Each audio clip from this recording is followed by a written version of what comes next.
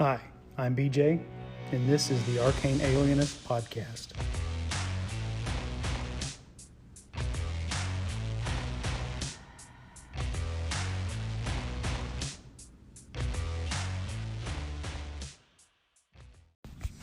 All right, I'm going to take some calls based on the last couple of episodes I've done, and then I've got an unboxing, and that's what I've got for this episode. So let's start with the calls. Hey BJ, again, always enjoy your recaps. I do want to clarify something that I thought was kind of cool. I mean, I do roll on the table. I think the only thing I rolled accidentally whispered was the hag's attempted spell check, but you just totally destroyed it with your roll on the counter spell. She had rolled an 18, and you had rolled much higher than that. And then, and I kind of like the counter spell. Could have been kind of cool, but of course it was erased once Idris cast the Rainbow of Death and blew everything out of the first floor of the castle, or all the enemies at least, except for the giant troll, which I rolled a 20 and it saved automatically, which was kind of funny. But hopefully it becomes an ally, or maybe it'll be a thorn in the side, a notch on the Moonblade, or what have you. I got more. Yeah, the fight with the cloaker was really cool. It definitely triggered some nostalgia. I remember the module where these things were introduced, and then of course reprinted in the Monster Manual too. Very dangerous creatures, and definitely the authors or the designers of the Forgotten Realms doubled down on cloakers, and there are like cloaker cities in the Underdark, which is kind of bad. I would not want to go by there. You'd be a babbling maniac with all that moaning that these cloakers can do. Anyway, the cloaker fight was really cool to me. I thought that after Idris had actually knocked it, made it leave or release him from the fire, something else happened. There were a couple rounds there, so I guess I got another one. And I'm just wanting to highlight this because to me it shows the beauty of the D20 opposed roll mechanic. So Idris was trying to fly away from him. The goal was to get a potion into Otto the dwarf who was dying. And the creature said, well, if you're going to fly that way, I'm going to fly back at you and try to engulf you, because that's what the creature is wont to do. It actually nibbles on him once, but doesn't take him down. And then Idris is trying to struggle to get out. Your character, Burnfree, tried to turn it and did not spend enough luck because, like I said, I rolled on the table and I tied you on the saving throw, since it's got a pretty strong will, these cloaker things. And then, so this cloaker is like a +5 strength roll, and Idris has like a -1 to his strength roll. But then we roll opposed strength to see if Idris can get out, and he succeeds. And that was last ditch, because had he not succeeded to get out, then Otto the dwarf would have perished for sure, because then he was able to escape, fly over, and pour that potion into Otto's gullet. And then the harassment with the stinking cloud worked incredibly well, the choking/stinking cloud. And it wanted to get away, but you guys cut it down, because a vengeful cloaker could be a dangerous cloaker, I agree. But I thought it was really fun. It was really, I think the players had to think on their feet because of the adversity that was struck. I mean, this creature could emit its sonic attacks that caused a whole host of stuff. And they're really dangerous. It's a good thing there was only one. Hey, your Ghosts of Saltmarsh recap reminds me of this ongoing discussion that people have been having about how paladins are OP. Man, your paladin is so OP, killing a creature with 2 shots. Oh my gosh. If I were that GM, I'd just rage quit right there. Actually, I'm just kidding. I don't care. I think it's cool when players have moments that shine and they feel heroic about it. It's pretty cool. So other GMs kind of don't like that. But it sounds like your GM got a kick out of it. So kudos to you for finding that good group. And I hope to hear continued recaps of the Ghosts of Saltmarsh. That was Karl Rodriguez of the GMologist Presents, mostly referring to my summary of our last Dungeon Crawl Classics game, and some details I glossed over or overlooked, including one that I got wrong, that I did use luck to try to turn the creature, but it wasn't enough. And it was a fluke of a long shot on an opposed strength check between a very weak character and a very strong monster. Still went in the favor of the player, and he managed to wraggle away. I thought that we were TPK'd for sure on that one. It was a great encounter. And yeah, those are spooky, creepy monsters, and I'm going to have to remember to put some in my next Underdark scenario that I run as a DM. So thanks again for the calls, Carl. Always good to hear from you. And I know you were kidding about the paladin being OP. That's just he didn't get to do much that session.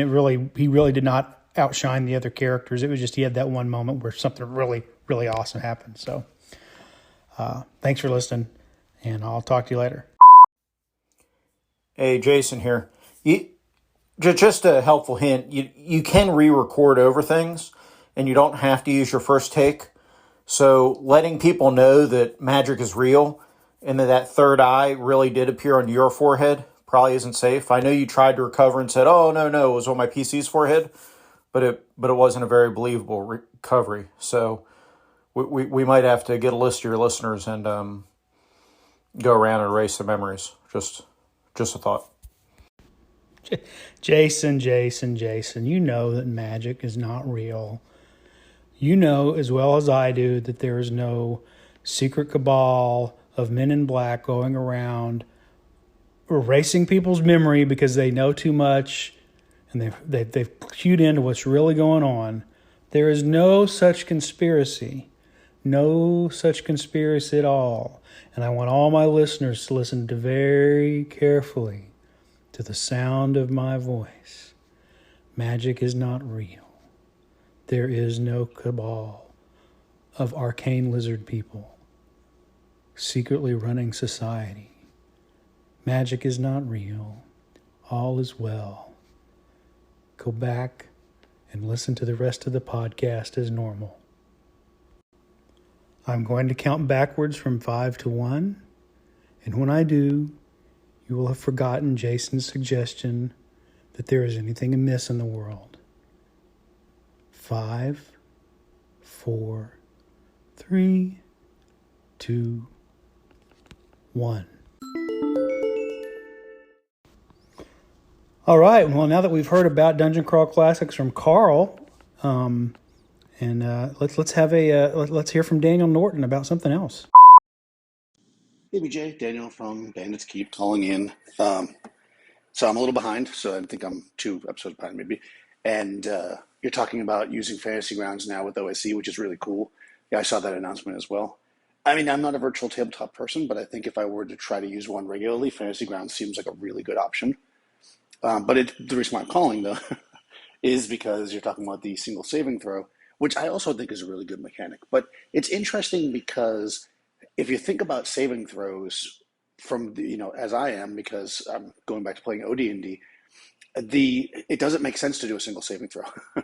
And the reason why I say that is because in OD&D, the saving throws, or at least in Chainmail, we'll say, which is where they come from, the saving throws are really tied to the monsters, which then makes sense, right? You only make a turn to stone save if you're fighting against a Medusa, basically, because a Medusa can turn you to stone.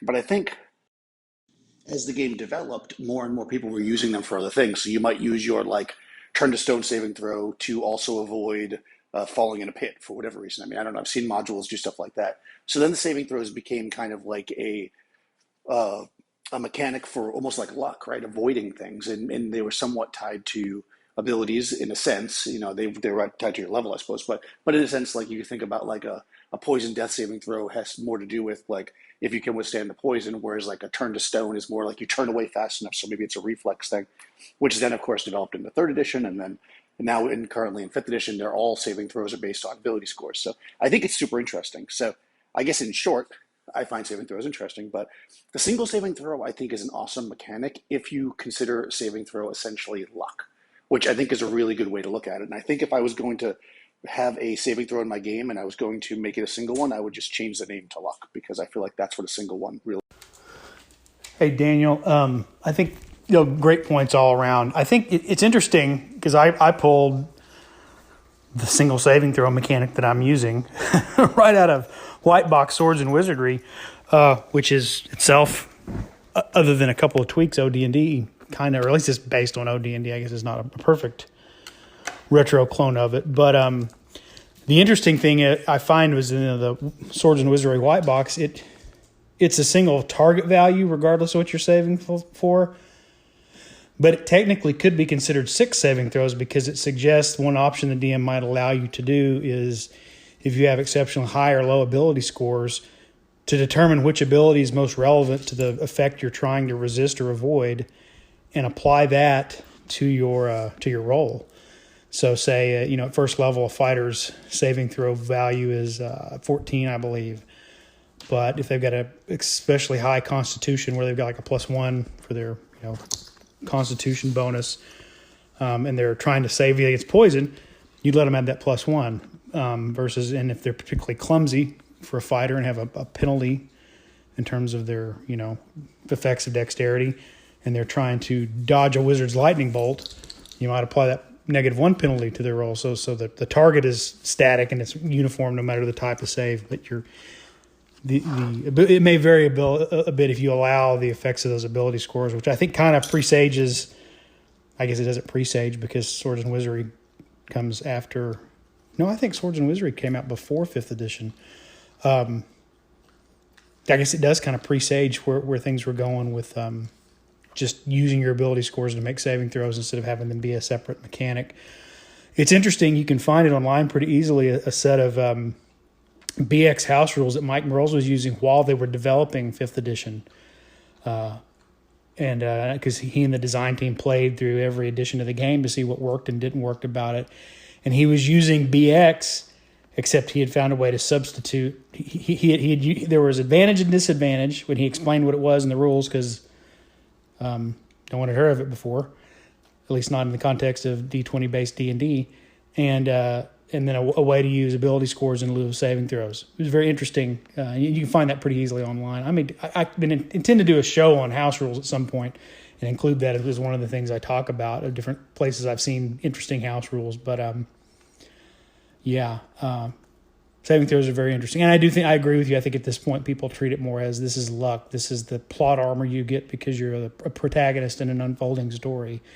It's that reason Indiana Jones finds that one vine he can grab on before he goes over the cliff to keep from falling to his death. It's, how you duck at the right second, and, the supporting characters fall in the pit, but you don't, or they get hit with a poison dart and it just kind of sticks in the brim of your hat, those kinds of things. I think that's kind of what saving throws have come to mean.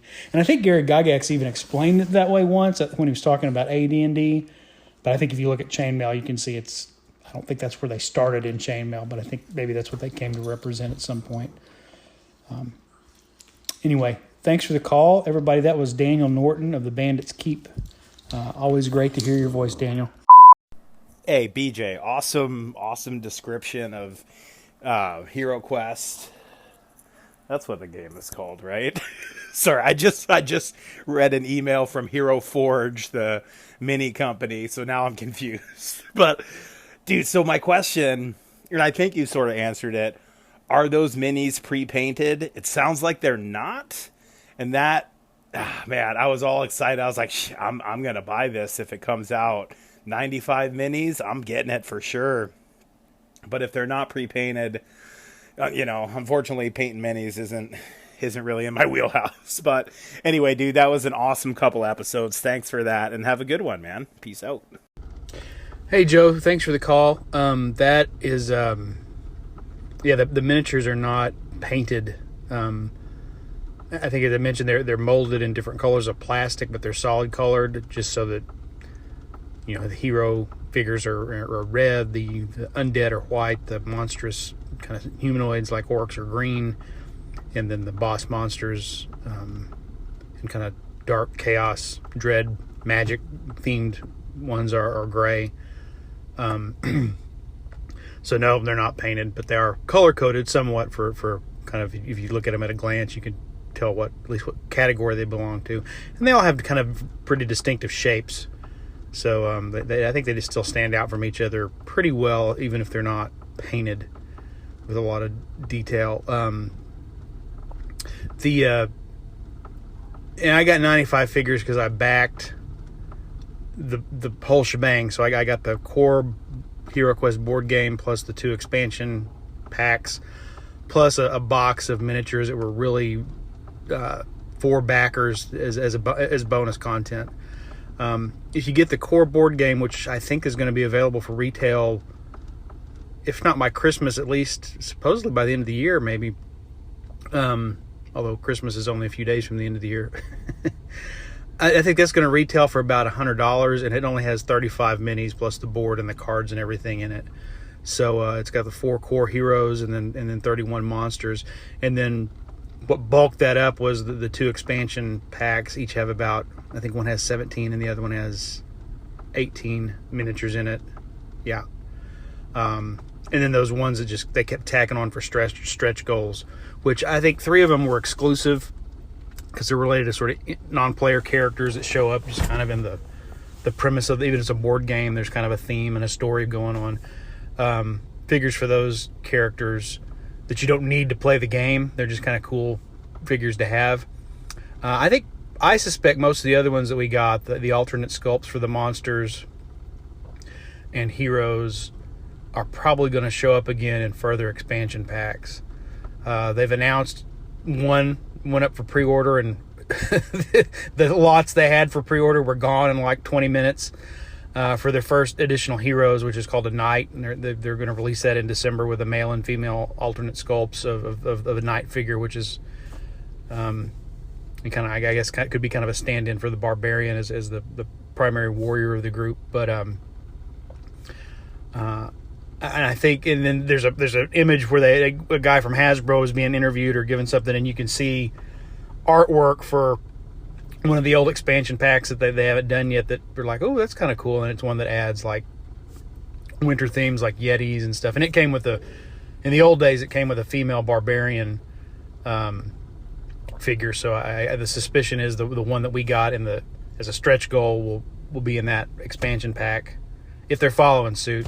But who knows? There's a lot of speculating going on, and a lot of times speculation turns out to be wrong. But yeah, so they're not painted, and you're not gonna. I don't think you're ever going to get the opportunity to get nearly 100 minis from them in a box the way we did for back in the both tiers of the backers. It wasn't Kickstarter. It was Hasbro Pulse, their own version of in-house Kickstarter. But yeah, you can still piece it together, in the coming year or so, for the most part. Don't let yourself get fleeced on eBay. Anyway, I hope that helps, and thanks for the call, Joe. Hey, BJ, Jason here. Yep, I would love to do an online game of HeroQuest with you. Actually, the one time I have played HeroQuest, because I owned it, never played it, the one time I did play it was online. Dave Aldrich over at the defunct D Percentile podcast had hooked up with a gentleman in Canada who had it all set up online, and we got online and played it one time. And I had a lot of fun during that one session. So I'd love to do that again. And yeah, so if you decide to do that, please let me know and include me in that. I would really enjoy it.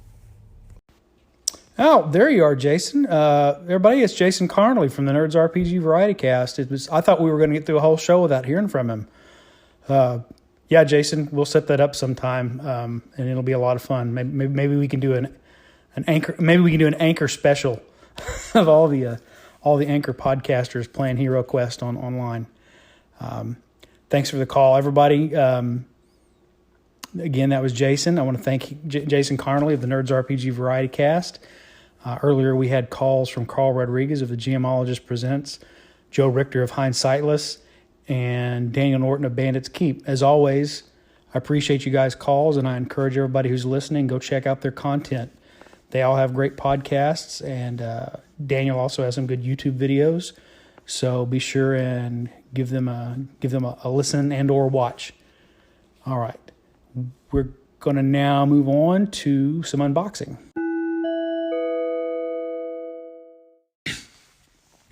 I'm going to unbox this new game I got. It's the box set for Call of Cthulhu. I believe this is the newest, 7th edition Call of Cthulhu. I think is the current and newest edition. I've actually never played in Call of Cthulhu or ran Call of Cthulhu. I've listened to some other people play live plays, heard people talk about it, but I have never played it myself.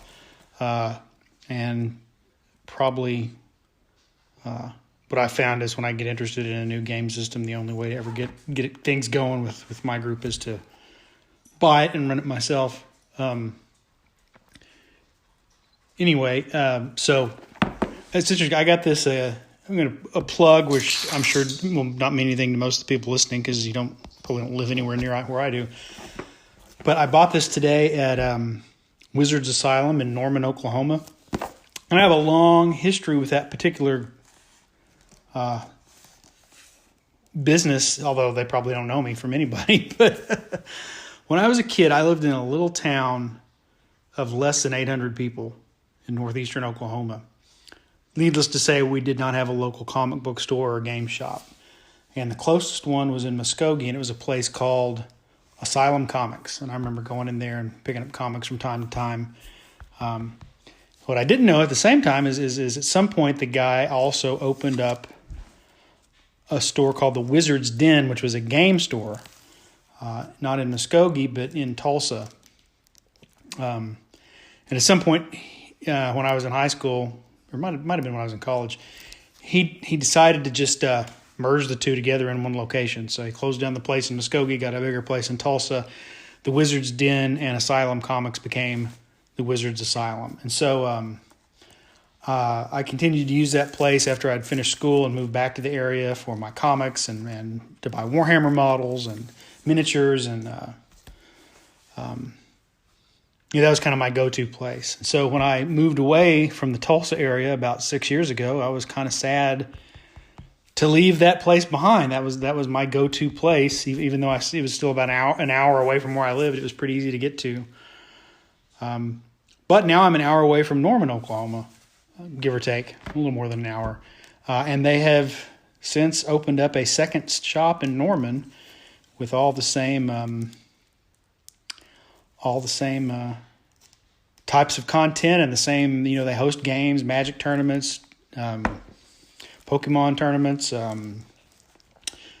Adventurers League, other kinds of games, Warhammer. So if you live in Oklahoma, be sure to check out, if you're either in Tulsa or in Norman, check out Wizards Asylum. If you are passing through Oklahoma, either through the Norman area or through the Tulsa area, be sure and check them out. They're a great game store, and it's getting harder and harder, I know, for brick and mortar game stores to make a go of it unless they have really good, it's a good, comfortable atmosphere with great staff, and they kind of build a community of locals that come in and hang out and play games.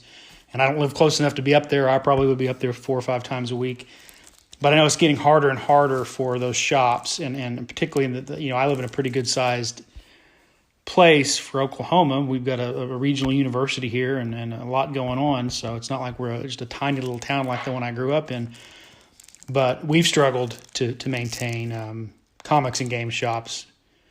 So really, you have to get into kind of a larger urban, suburban area to, I think, for there to be a big enough customer base to support them. But they do provide such a great way of building community for gamers, and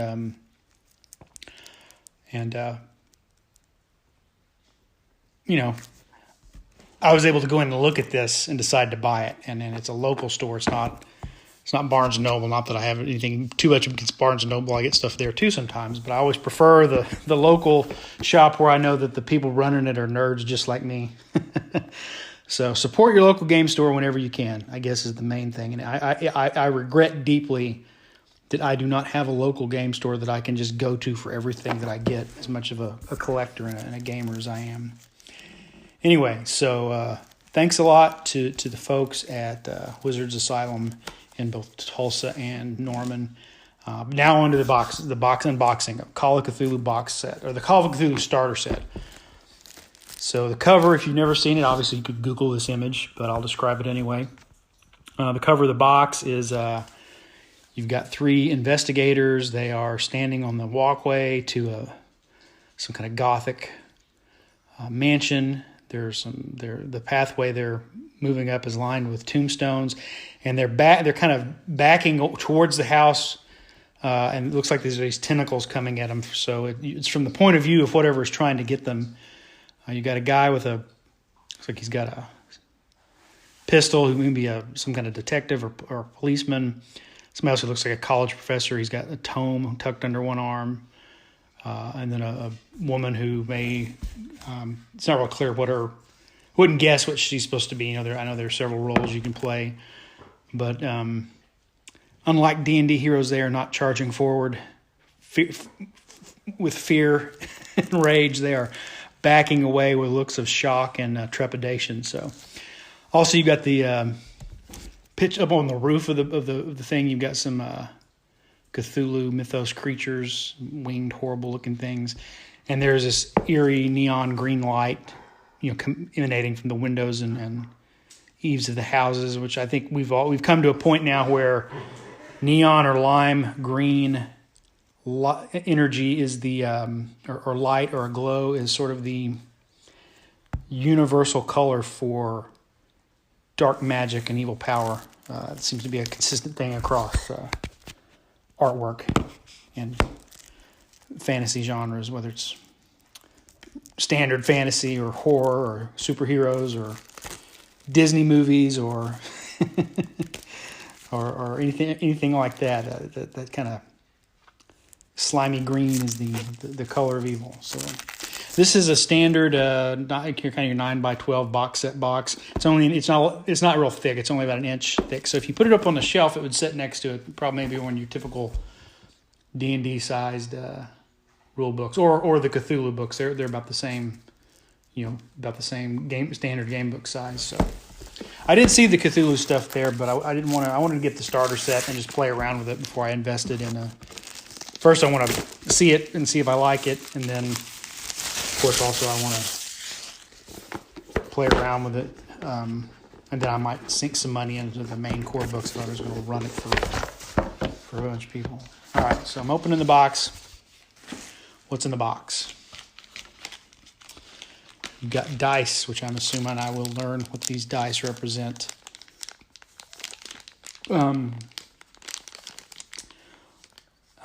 So this is you've got a standard, pretty standard set of, well, not a standard set of, there's no D12, but I've got a D4, a D6, a D8, a D10, a percentile die, and a D20. And then I've got a second percentile die. So these are all green except for this second percentile die is blue. So I'll have to learn what that's about. What's in the box? Now I'm hearing TJ Drennan's theme for Jason Connerly's podcast, What's in the Box? This box contains everything you need to play Call of Cthulhu. Inside you'll find the following items. Book 1, Alone Against the Flames, a solo introductory adventure which teaches you the basics of Call of Cthulhu as you play through a mystery. I'll have to play through that. Maybe I'll record myself doing it and then post it as a solo play. I don't know. Book 2, the Call of Cthulhu starter rules, everything you need to get started playing games of mystery and horror. Book 3, Paper Chase and Other Adventures, 3 starter scenarios to mystify, perplex, and scare. 5 ready-made investigators, so basically 5 pre-gen characters. 4 blank sheets to create your own characters. The role-playing dice used in the game.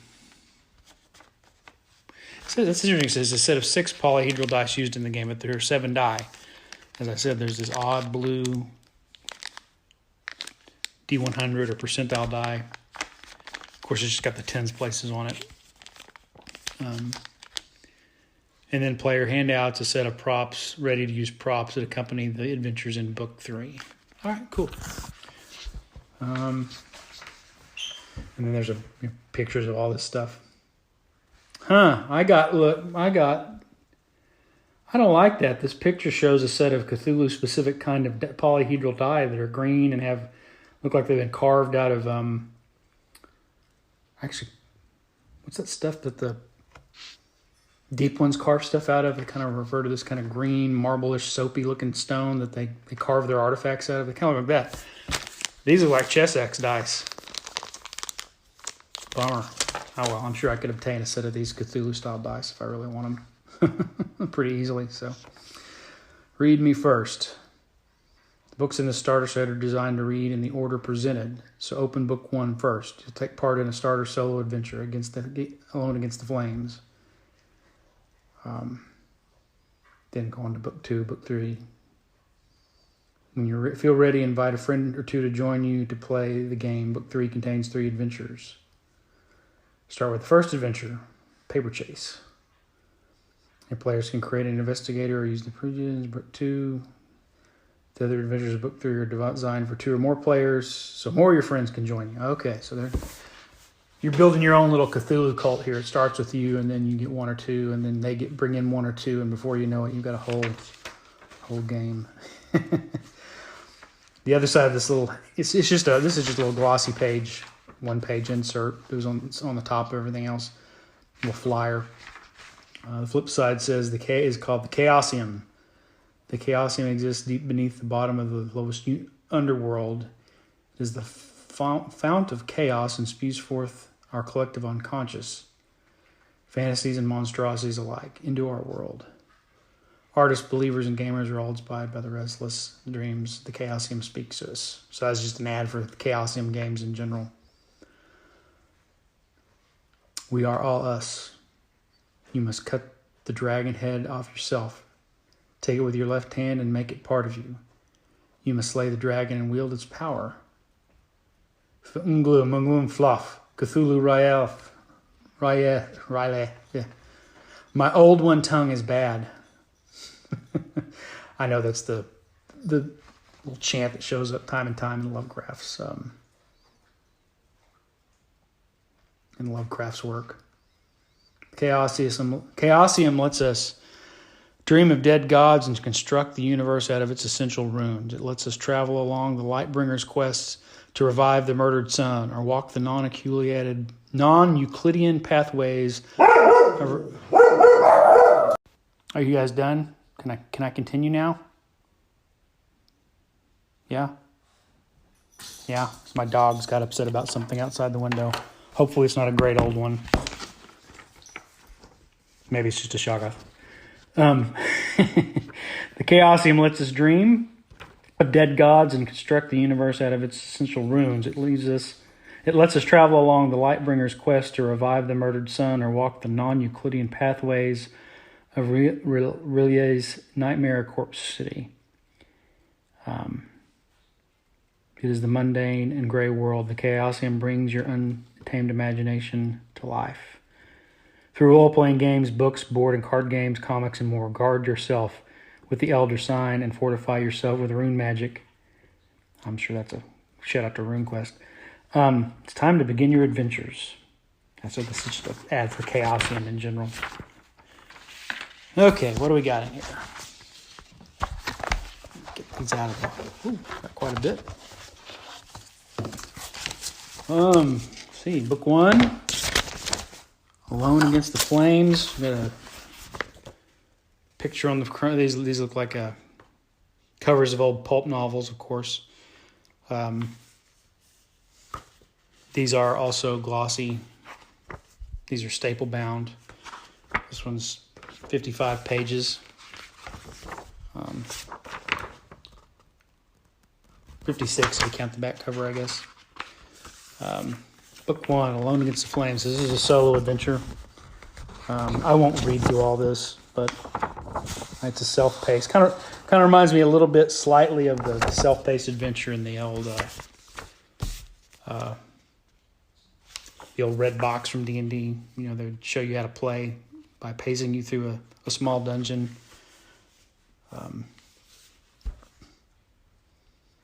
In the Mincer red box. And I think I like it when games do this. I like it when they give you an example of play. or give you a tool to kind of help you immerse yourself in the procedure. That's really cool. I know one idea is, hey, there's tons of examples of people playing role-playing games online. Go watch a video, and that's helpful too.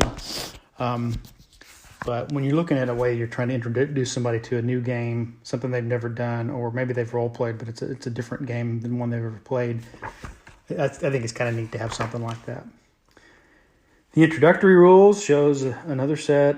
I think it's supposed to be this. Yeah, it's the same set of adventure. Not the ones on the front of the box. These look slightly different.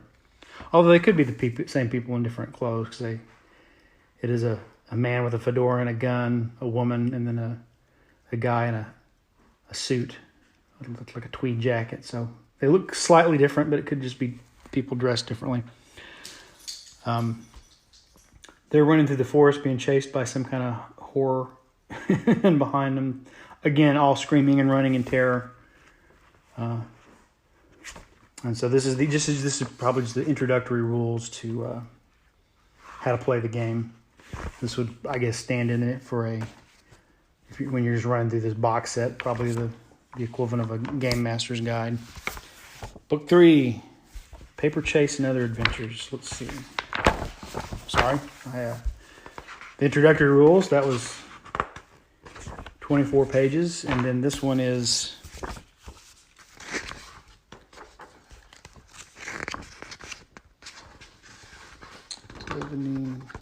80 pages. This again contains 3 more adventures. So again, I'm not going to read through these. I never read through an adventure unless I'm going to run it, because who knows, before I get to it, somebody may want to run it and I can play in it. So, and then we've got some character sheets here. We've got, these are 1920s era investigators. Let's see, we've got Jesse Williams, a history student from Boston, but lives in Arkham. I think these people are probably all going to live in Arkham. You got the front, sheet front and back. It's got the characteristics, their luck, their hit points, sanity, investigator skills, weapons, and on the back, just traits. Just more description, their gear and possessions, cash and assets, and quick reference rules to how the mechanics work. I like this one. In the bottom, this says fellow investigators. You got to pick me in the circle, and then it's surrounded by 1, 2, 3, 4, 8 more, up to 8 more character and players. So you could very quickly, I guess, it make it easier to remember your fellow players' names and their characters' names. All right, who else do we got in here? Keiko Kane. Oh no, Karl Rodriguez. This is your wife's character. Have you been? Is this the adventure you ran her through? Have you spoiled me on the one of these adventures by me listening to your game summaries? This is a science student from San Francisco in Arkham. I think maybe it's just loosely based on this person, because when Karl ran, I believe at that point, Amy playing Keiko, she was a full-fledged psychiatrist. So she was not a science student. She had not only finished college, but finished medical school and residency, and was practicing as a psychiatrist. So, we have Lois Russo from Arkham, New York, an engineering student. Nevada Jones, an archaeology professor. I wonder where they got that. He's even wearing a fedora and looks like he needs to shave. Wentworth Avebury, a languages professor. All right, so those are your pre-generated characters. They got some blank character sheets, as I mentioned. And then here we've got some of these props. We've got some handouts that look like, there's a letter difference in the years after nightmares events of that in my youth. So yeah, things you would expect in sort of pulp era investigation, but and in Cthulhu.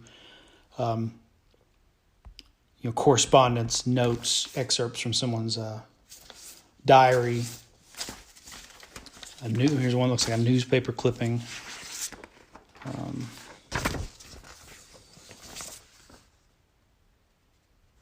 something from a file taken from, looks like, from the police department.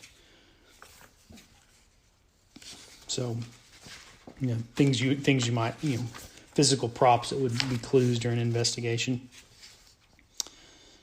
And then some maps of locations you might be investigating. In the different adventures, and then a map of Harlem, 1925. I wonder if one of these adventures takes place in Harlem. Huh, cool.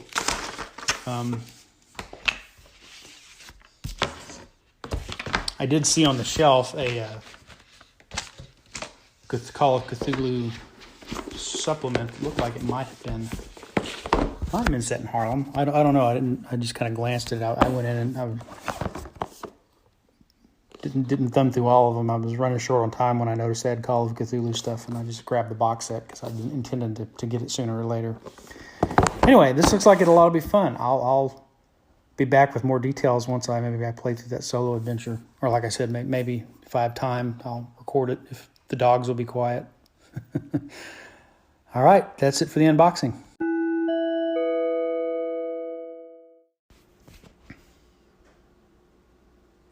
Okay, I want to thank you guys out there for listening. Appreciate it. You made it this far. I want everybody out there to have a happy Thanksgiving this week.